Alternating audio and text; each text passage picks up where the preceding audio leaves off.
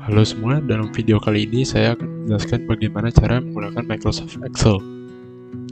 Pertama-tama, apa itu Microsoft Excel? Microsoft Excel adalah program spreadsheet atau lembar kerja yang memungkinkan Anda untuk menyimpan, mengatur, dan menganalisis informasi. Meskipun Anda meyakini bahwa Excel hanya digunakan oleh orang-orang tertentu untuk mengolah data yang rumit, namun sebenarnya siapapun bisa belajar bagaimana memanfaatkan fitur program yang kuat ini. Apakah Anda sedang mengatur anggaran, mengorganisir log, pelatihan, atau pembuatan faktur? Excel bisa membuat hal ini mudah dikerjakan dengan berbagai jenis data. Sekarang mari mengenal Excel. Jika sebelumnya Anda sudah pernah menggunakan Excel 2010 atau 2013, maka versi 2016 ini seharusnya sudah terbiasa juga. Jika Anda baru menggunakan Excel atau memiliki lebih banyak pengalaman dengan versi yang lama, terlebih dahulu Anda harus mengeluangkan beberapa waktu untuk mengakrabkan diri dengan antarmuka Excel ini. Ketika Anda membuka Excel, pertama kalinya Anda akan melihat screen yang bisa Anda lihat di sekarang ini. Ini dinamakan Excel Start Screen. Dari sini Anda dapat membuat workbook baru di sini dan memilih template dan juga mengakses buku kerja yang baru saja diedit di sini. Sekarang mari kita bikin workbook baru. Klik di sini untuk membuat workbook baru. Inilah tampilan awal workbook yang baru saja kita buat. Dalam workbook ini, terdapat ribbon.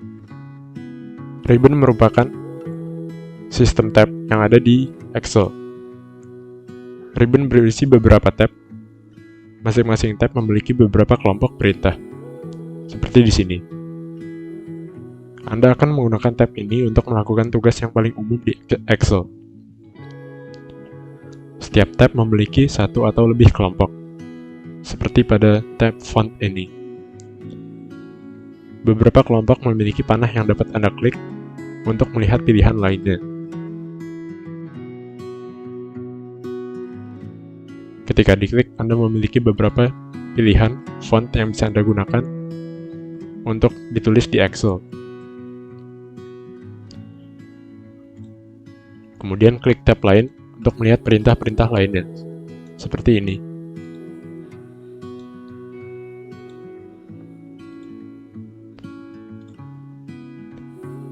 Kemudian Anda dapat mengatur bagaimana tampilan ribbon yang ada pada Excel Anda. Anda bisa menyembunyikan ribbon Anda seperti ini. Kemudian Anda bisa menampilkan tab saja seperti ini. Dan yang terakhir Anda bisa menampilkan tab dan komen seperti yang di awal tadi. Seperti ini. Sekarang saya akan menjelaskan bagaimana cara menyimpan workbook atau buku kerja yang telah Anda edit. Pertama, Excel menawarkan dua cara untuk menyimpan file, yaitu simpan atau save, dan simpan sebagai atau save as. Pilihan ini bekerja dengan cara yang sama, dengan beberapa perbedaan penting. Yang pertama, ini save. Save merupakan ketika Anda membuat atau mengedit buku kerja, Anda akan menggunakan perintah save atau simpan untuk menyimpan semua perubahan. Anda akan menggunakan perintah ini pada sebagian besar waktu. Ketika Anda menyimpan file, Anda harus hanya perlu memilih nama file dan lokasi untuk pertama kalinya. Setelah itu Anda bisa klik perintah save untuk menyimpan dengan nama dan lokasi yang sama. Kemudian yang kedua, yaitu save as atau simpan sebagai. Anda akan menggunakan perintah ini untuk membuat salinan dari buku kerja dengan menjaga file aslinya. Bila Anda menggunakan save as, Anda harus memilih nama dan atau lokasi yang berbeda untuk versi file yang disalin. Sangat penting untuk menyimpan buku kerja setiap kali Anda menggunakan Excel. Setiap kali Anda memulai sebuah proyek baru atau melakukan perubahan terhadap file yang sudah ada, sebaiknya Anda selalu melakukan save. Menyimpan di awal waktu dan sering dapat mencegah apa yang Anda kerjakan hilang. Anda juga harus memperhatikan di mana Anda menyimpan buku kerja, sehingga akan memudahkan untuk mencarinya kemudian waktu. Pertama-tama, cari dan pilih perintah save pada Quick Access toolbar. Quick Access merupakan bar hitam yang di atas ini.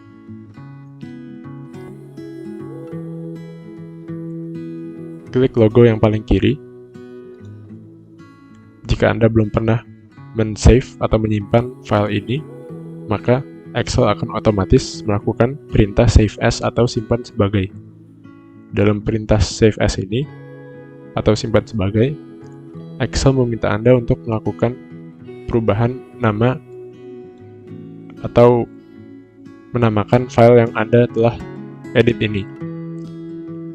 Semisal, saya akan men-save file ini sebagai file test. Saya akan namakan file ini test. Kemudian, Excel juga akan menanyakan lokasi di mana Anda ingin file ini disimpan. Yang paling mudah untuk dicari ketika Anda save sebuah file adalah save pada folder documents komputer Anda atau laptop Anda. Ketika sudah, klik save.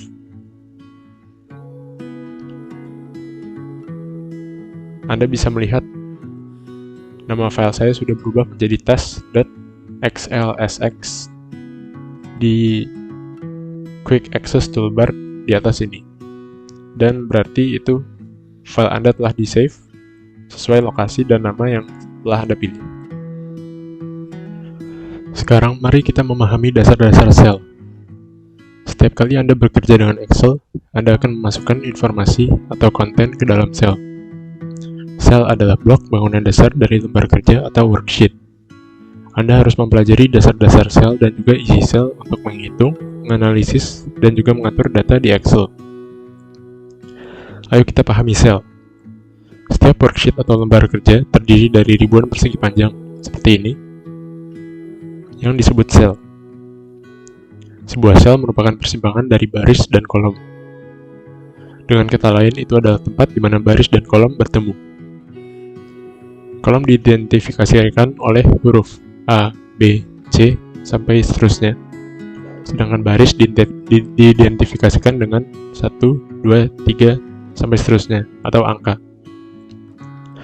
Setiap sel memiliki nama sendiri atau alamat sel, berdasarkan kolom dan juga baris.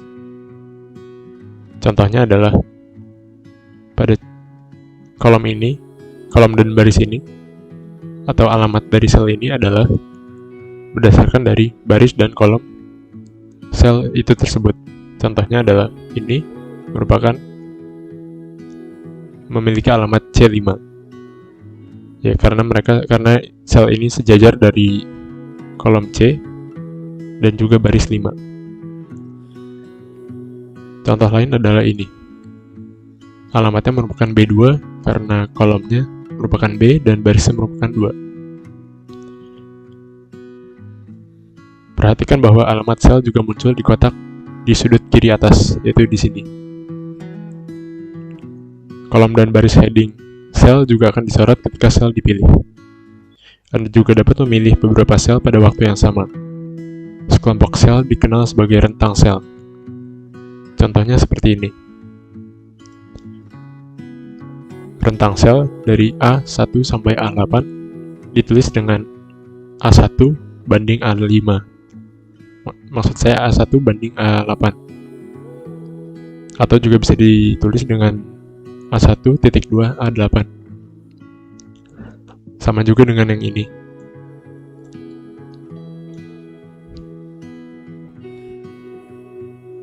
Di sini merupakan rentang sel dari A1 sampai F1, maka ditulis dengan A1 banding F1 atau A1.2 F1.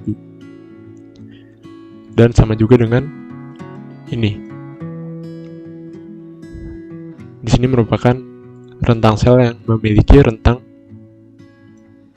dari A1 sampai dengan H11.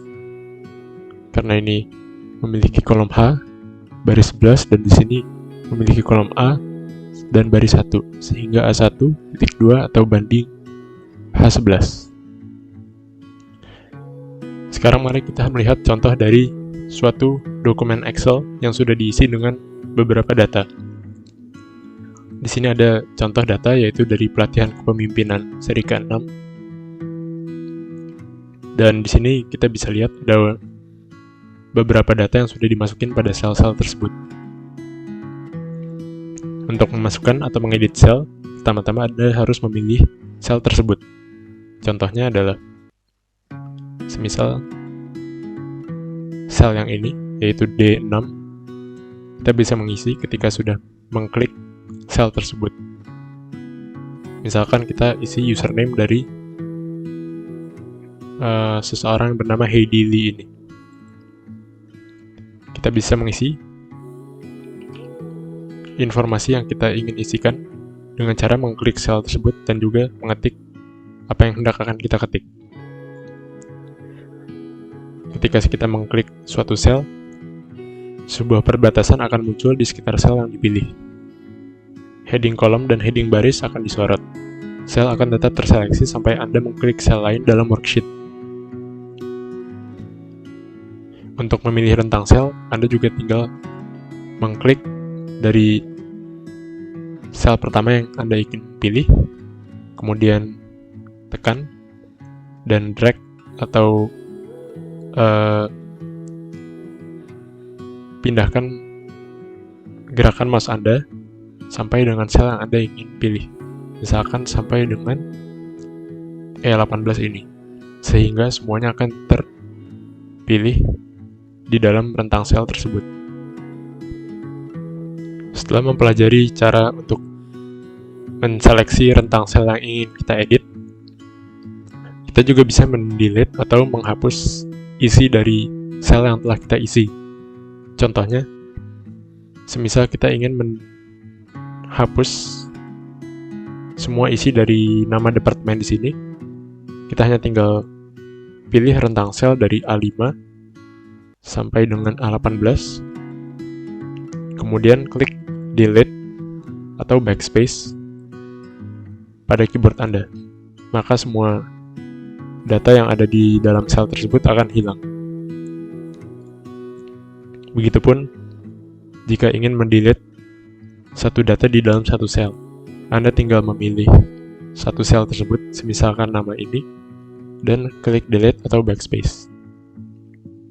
Maka data tersebut juga akan hilang.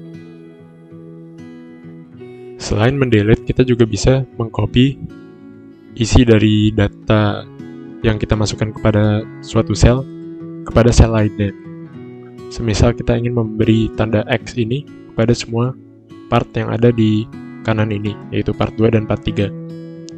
Kita tinggal memilih rentang sel yang ada, yaitu pada worksheet ini merupakan rentang sel E5 sampai dengan E18.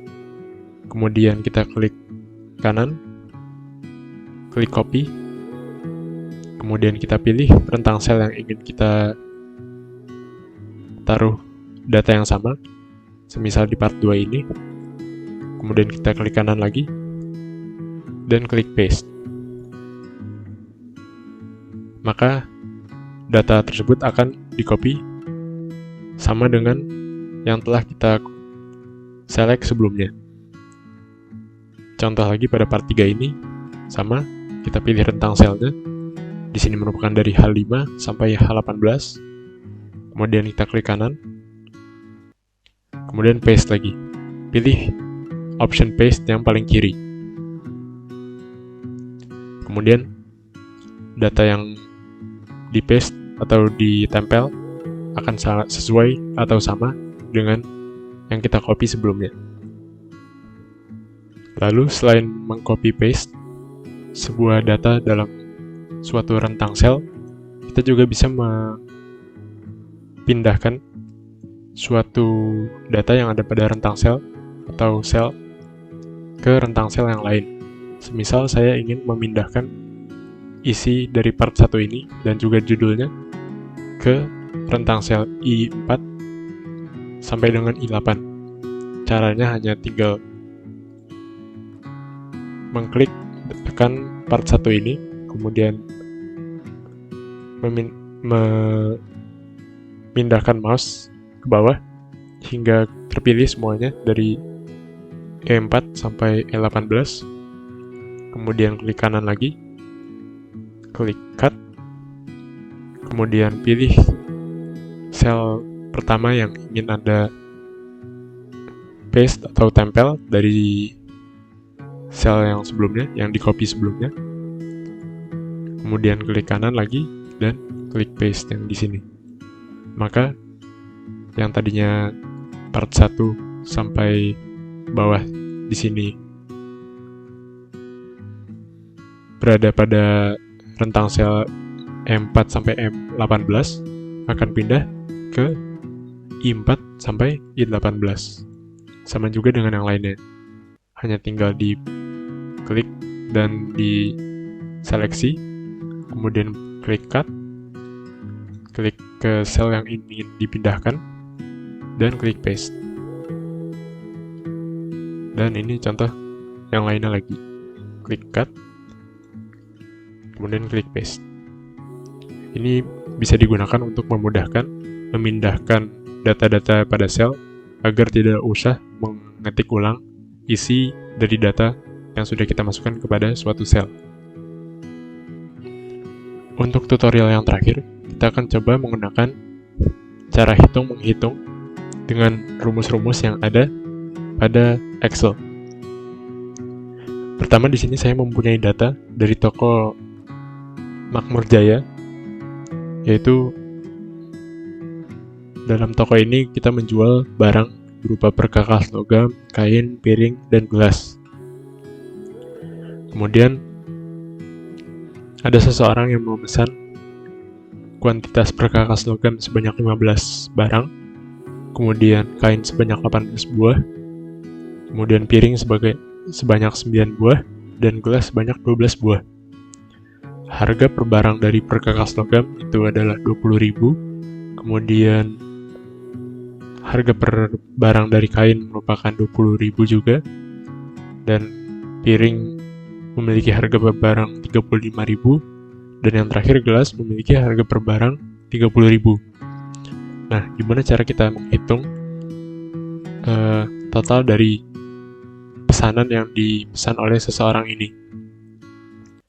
Pertama-tama, kita akan menghitung kuantitas dan harga per barang dari perkakas logam. Kita tahu dari data ini, perkakas logam harga per barangnya adalah 20.000. Kemudian, seseorang ini memesan kuantitas perkakas logam sebanyak 15 buah. Cara kita menghitung ini dalam Excel yaitu dengan cara mengklik suatu sel yang ingin kita cantumkan datanya. Semisal di sini. Kemudian klik pada tab di sini. Kemudian kita ketik sama dengan. Kemudian kita pilih sel yang memiliki data yang kita ingin kalikan atau kita ingin hitung. Di sini merupakan B4. Kebetulan merupakan B4. Kemudian kita klik lambang bintang. Di sini bintang merupakan rumus perkalian atau kali. Kemudian kita klik lagi sel yang memiliki data yang ingin kita kalikan. Di sini merupakan pada C4, yaitu 20.000. Setelah selesai, kita mempunyai tampilan seperti ini, klik enter, dan otomatis pada sel yang kita sudah pilih sebelumnya akan tercantum hasil dari perkalian 15 kali 20.000, yaitu 300.000. Sama juga dengan kain, piring, dan gelas. Pertama pada tab di bawahnya, kita klik tabnya. Kita klik selnya. Kemudian klik tab yang di atas ini. Klik sama dengan. Klik sel yang ingin kita kalikan, bilangan pertama yang kita ingin kalikan. Kemudian ketik simbol bintang yang merupakan kali dalam Excel. Kemudian klik sel bilangan kedua yang ingin dikalikan. Di sini berupa pada C5 yaitu 20.000 dan klik enter. Maka akan terlihat hasil 18 dikali 20.000 yang berupa 360.000. Dan sama seterusnya. Klik di sini. Kasih simbol bintang. Klik di sini dan enter. Sama juga untuk yang terakhir. Klik di sini. Klik sama dengan. Kemudian klik bilangan pertama.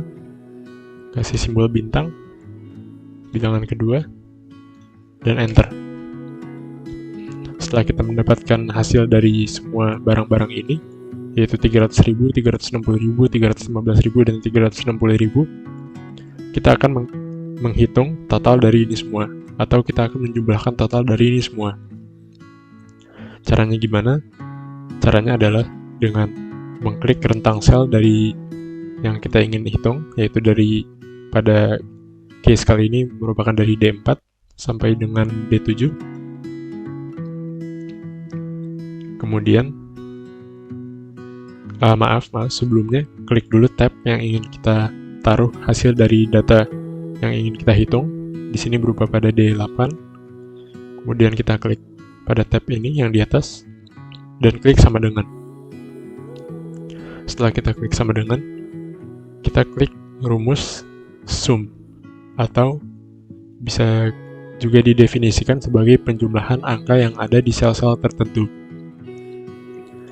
Kita klik rumus sum dan kita ketik tanda kurung buka.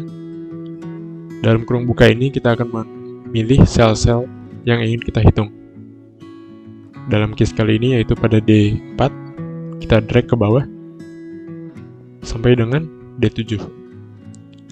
Ketika muncul tampilan seperti ini, berarti Anda sudah betul. Hanya tinggal ditambah kurung tutup. Setelah kita kurung tutup, kita enter. Dan hasilnya akan menampilkan penjumlahan dari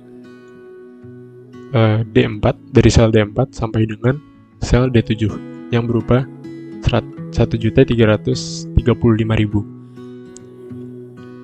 Nah, di sini, di kanan sini, sudah saya cantumkan rumus-rumus penting yang ada pada Excel. Kita memiliki sum, count, count A, average, if, max dan min, trim, and, or, sama not. Sum adalah untuk menjumlahkan angka-angka yang ada di sel tertentu. Count untuk menghitung jumlah sel yang berisi angka. Count A hanya menghitung jumlah sel yang berisi angka, tapi sel yang berisi apapun. Average menghitung rata-rata angka pada range sel tertentu. Kemudian if mengidentifikasi data berdasarkan logika tertentu. Max dan min mencari angka tertinggi dan atau terendah di dalam suatu deretan data. Trim menghapus spasi berlebih yang ada di dalam sel. And mencari tahu apakah isi dari suatu sel benar, true atau salah, false. Or adalah mencari tahu apakah kriteria yang ditentukan true atau false, yaitu benar atau salah. Dan yang terakhir, not adalah kebalikan dari rumus and dan or. Sebenarnya masih banyak lagi rumus-rumus yang ada di dalam Microsoft Excel. Namun menurut saya, ini adalah 10 rumus penting yang mungkin akan Anda gunakan